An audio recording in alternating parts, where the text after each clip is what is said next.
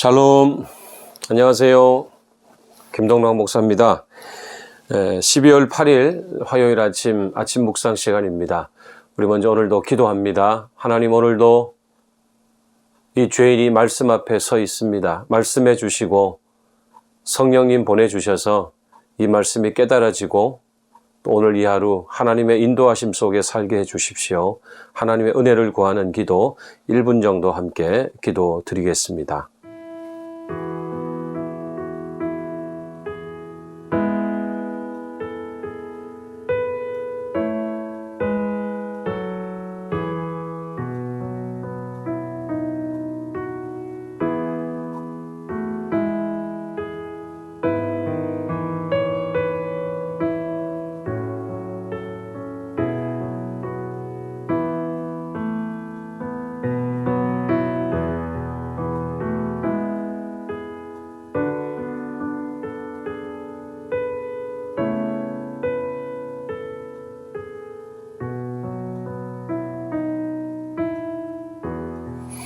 아멘.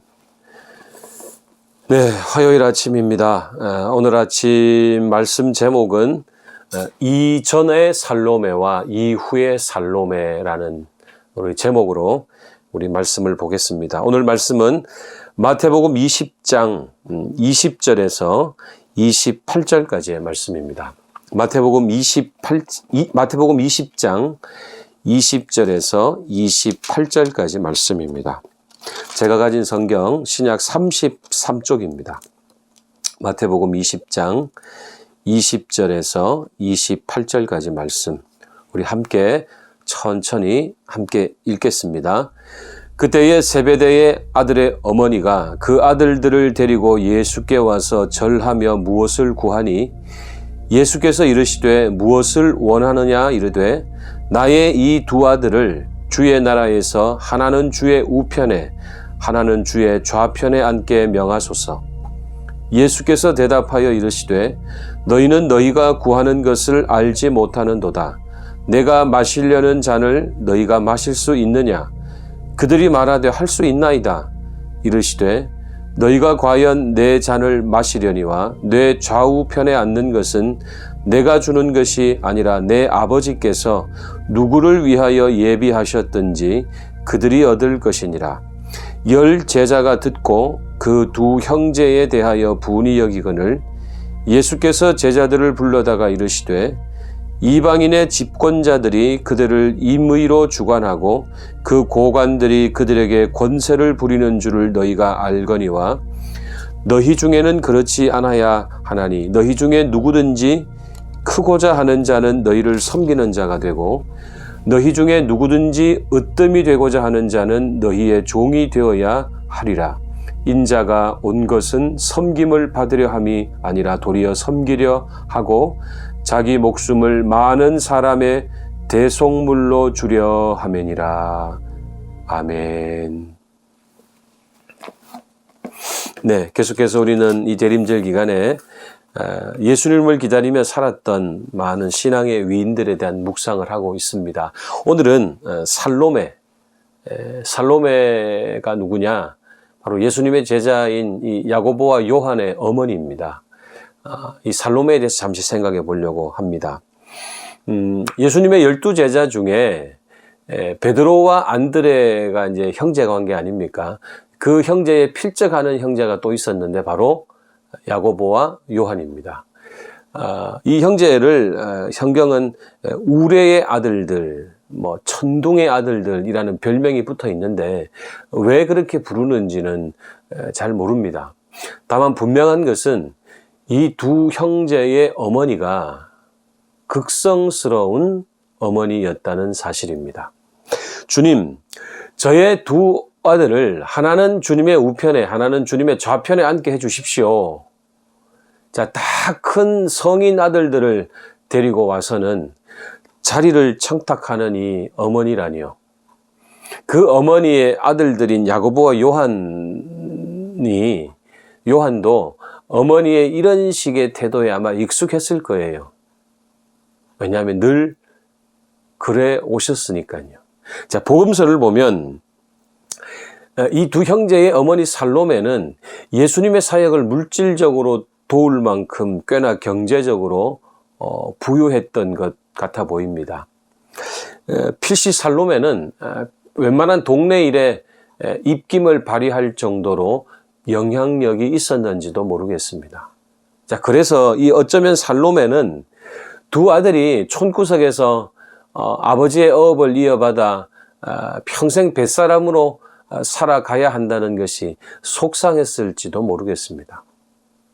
그래서 어느 날 이 두 아들이 거물을 팽개치고 예수님을 따르겠다고 했을 때 옳거니 했을지도 모르겠습니다.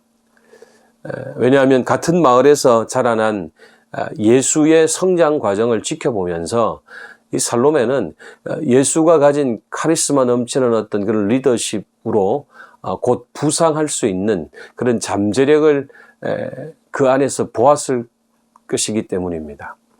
자, 그런데 예수님은 이 여인의 청탁에 동문서답같이 말씀을 하십니다. 내가 마시려는 잔을 너희가 마실 수 있겠느냐? 그리고 그들은 별 생각 없이 냉큼 대답했습니다. 그럴 수 있노라고. 아마도 잔이라고 하니 장차 왕이 하사하는 포도주쯤으로 이해했을지도 모르겠습니다. 자, 근데 결과적으로 보면 이 두 형제가 하나님께서 예비하신 잔을 기꺼이 마시게 되죠. 야고보는 복음을 전하다가 아마도 예수님 제자들 중에 가장 먼저 순교당한 인물이 되고요. 그리고 요한은 우리가 아는 것처럼 가장 마지막까지 살아남아서 예수님이 맡기신 사명을 끝까지 완수한 그런 사랑의 사도로 살았기 때문이죠. 아마도 살로메는 그때까지는 몰랐을 거예요. 예수님이 말씀하시는 하나님 나라가 어떤 나라인지요. 그 나라가 세상의 영토와 힘을 발휘하는 행사하는 그런 나라가 아니라는 것을 그때는 몰랐을 거예요. 근데 이후 가족들에게 벌어지는 이런 일련의 일들을 지켜보면서도 살로메가 계속 초대교회 공동체를 떠나지 않은 것을 보면 아마도 살로메에게 돌이킴의 순간, 회개의 순간이 분명 있었을 것으로 보입니다.